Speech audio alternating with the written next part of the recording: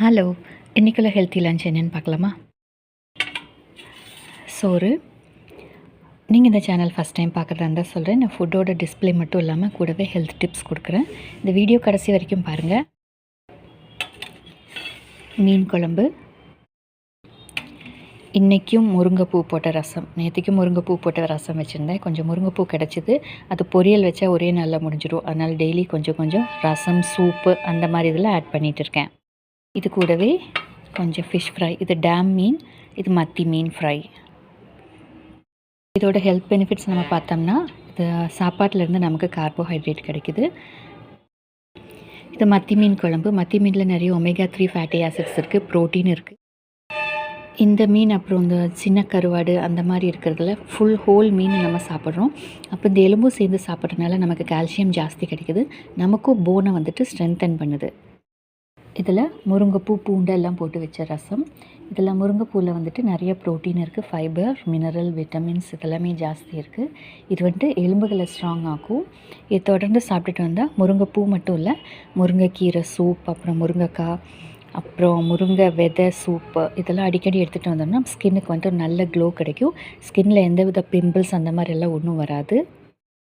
முக்கியமாக முருங்கைப்பூ, முருங்கை இலை, அப்புறம் முருங்கைக்காய் இதெல்லாம் தொடர்ந்து அடிக்கடி சாப்பிட்டுட்டு வந்துச்சுன்னா அனீமியாவை வந்துட்டு தடுக்கும். முருங்கைக்கீரையை நெய்யில் வதக்கி சாப்பிடும்போது நல்ல ஹீமோக்ளோபின் வந்துட்டு ரைஸ் ஆகும்.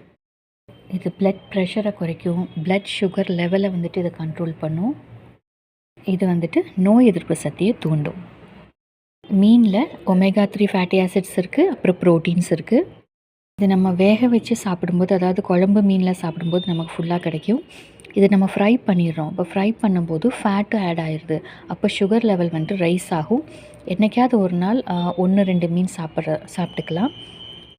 நீங்கள் டயபெட்டிக்காக இருந்தால் ஒரு மீன் அந்த மாதிரிலாம் சாப்பிட்டுக்கலாம். அது எப்போவாவது ஒரு தடவை, மாதத்துக்கு ஒரு தடவை அந்த மாதிரி.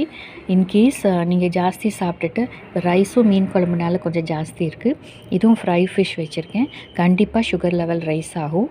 அதுக்கு நான் ஒரு சூப் வச்சுருக்கேன். இந்த சூப் வந்துட்டு பிளட் சுகரை கண்ட்ரோலில் வச்சுக்கும். இது வெயிட் லாஸ்க்கும் இந்த சூப் சாப்பிடலாம். இதில் என்னென்ன காய்கறி சேர்த்திருக்கேன்னா, ப்ரொக்கோலி, அப்புறம் கேப்சிகம், குடமிளகாய் சேர்த்திருக்கேன், லெட்யூஸ் சேர்த்திருக்கேன், அப்புறம் வந்துட்டு வயலட் கலர் கேபேஜ் சேர்த்திருக்கேன். இது வந்துட்டு வயலட் கலர் இல்லைனாலும் ஆர்டினரி கேபேஜும் நம்ம போட்டுக்கலாம்.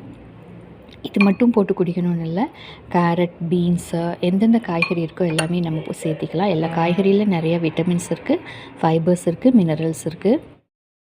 இந்த காய்கறியை ஒரு கைப்பிடி அளவு காய்கறி, அதில் ஒரு 2 டம்ளர் தண்ணி ஊற்றிட்டு கொஞ்சம் உப்பு மட்டும் போட்டிருக்கேன், ஒரு பிஞ்சு மஞ்சள் பொடி போட்டிருக்கேன், கொஞ்சம் சீரகம், ஒரு 2 மிளகு, இது ரெண்டும் அம்மியில் தட்டிட்டு இதில் ஆட் பண்ணியிருக்கேன்.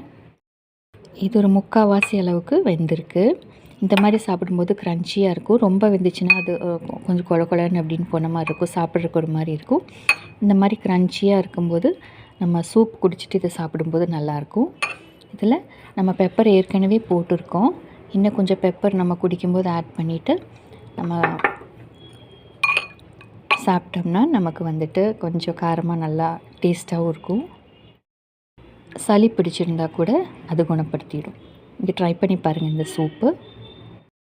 இந்த சேனலில் ஃபுட்டோட டிஸ்பிளே மட்டும் இல்லாமல் கூடவே ஹெல்த் டிப்ஸ் கொடுக்குறேன். உங்களுக்கு பிடிச்சிருந்தால் சப்ஸ்கிரைப் பண்ணிவிட்டு பாருங்கள். அப்போ நான் நெக்ஸ்ட்டு போடுற வீடியோ உங்களுக்கு நோட்டிஃபை ஆகும். தேங்க்யூ. தேங்க்ஸ் ஃபார் வாட்சிங்.